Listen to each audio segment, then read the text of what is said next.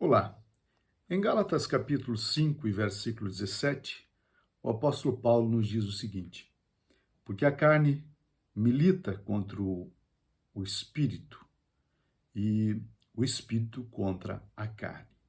E estes opõem-se um ao outro, para que não façais o que quereis. Mas se sois guiados pelo espírito, não estais debaixo da lei. Em nós existe, infelizmente, uma batalha entre o velho homem e o novo homem, entre aquele que é nascido da carne e o que é nascido do Espírito.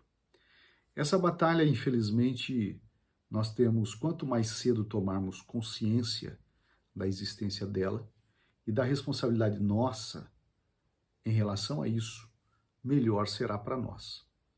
Quando o homem nasce de novo, ele passa a ser habitado pelo Espírito Santo e este ilumina a nossa consciência e torna a nossa consciência sensível à vontade de Deus, no sentido de, em nossas práticas diárias, nós evitarmos o cumprimento, a realização daqueles apetites que são contrários à vontade e à santidade de Deus, que em muitos casos, quando damos vazão a esses apetites, tornam-se vícios, e o vício cria raízes, e essas raízes sugam todas as nossas energias espirituais e, por extensão, nossas energias físicas e emocionais.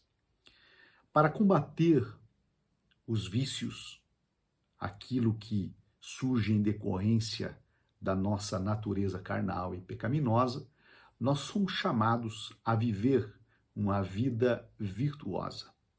E eu acho muito interessante que o conceito de virtude utilizado pelos filósofos estoicos, que tanto no grego quanto no latim, o seu significado carrega consigo a ideia de coragem, de bravura, aponta exatamente para essa ideia de que alguém que possui coragem e bravura, ele o possui para lutar contra alguma coisa, contra alguém maior que ele ou semelhante a ele. Então, nós somos desafiados a lutar contra os nossos vícios, contra aquilo que é contrário à palavra de Deus e à vontade de Deus, com coragem e com bravura. E aí entra algo muito interessante nessa guerra que existe entre a nossa carne e o Espírito, entre fazer a vontade da carne e fazer a vontade do Espírito Santo, que se cumpre na nossa vida espiritual, em viver uma vida conforme a palavra de Deus. Um certo teólogo disse uma vez que dentro dele havia uma guerra entre a carne e o espírito. E ele compara essa luta existente no seu interior como a briga de dois cães. Um cão é a carne e outro cão é o espírito. E ele diz: vai vencer aquele que eu alimentar melhor. Nesse sentido, se eu alimentar melhor a minha carne, com certeza a minha carne sairá vencedora. Se eu alimentar melhor o meu espírito, com certeza o espírito será vencedor. Agora aqui há um detalhe interessante, é que para alimentar a nossa carne, eu não sei se você já percebeu, mas tudo indica que nós não precisamos de muito esforço, até porque os vícios, os apetites contrários à vontade de Deus estão sendo servidos de bandeja diante de nós por meio de músicas, filmes, telenovelas, livros, revistas e tantas outras coisas mais. E o mais interessante de tudo isso é que, além do apelo para a pessoa experimentar esses e dar vazão aos seus apetites contrários à vontade de Deus, existe até uma certa exaltação por parte de alguns em relação a alguns tipos de vício que são contrários à vontade de Deus. Então, alimentar a nossa carne é fácil, pois em qualquer esquina da vida você encontra alimento para ela. em qualquer site, em qualquer canal de televisão, em qualquer outro lugar, facilmente você encontra elementos que alimentam a nossa carne.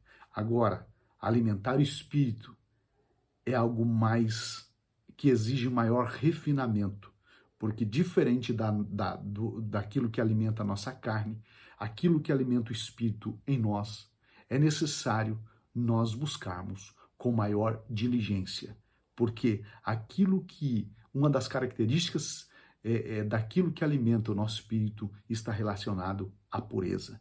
E no meio deste mundo corrompido, cheio de mazelas, cheio de pecado, nós precisamos buscar aquilo que vem alimentar o nosso espírito, mas o que alimenta o nosso espírito é puro, portanto, nós precisamos buscar com muita diligência para encontrar nas coisas a pureza necessária para alimentar o nosso espírito e este se fortalecer e se sobrepor sobre a nossa carne. O que eu quero dizer com isso é que, infelizmente, para vivermos uma vida de pecado é muito fácil, mas para vivermos uma vida de santidade, há necessidade de um negar-se a si mesmo, de uma renúncia contínua para que nós possamos vencer, infelizmente, as tentações que batem à nossa porta diariamente. E não apenas batem, mas forçam para entrar na nossa vida e causar grandes destruições em nós. Mas que nós possamos viver uma vida virtuosa, ou seja, lutar com coragem e bravura contra os inimigos que, infelizmente, batem à nossa porta para nos fazer pecar. Que Deus guarde o meu e o seu coração todos os dias, para a glória do nome de Jesus. Um forte abraço, que Deus te abençoe.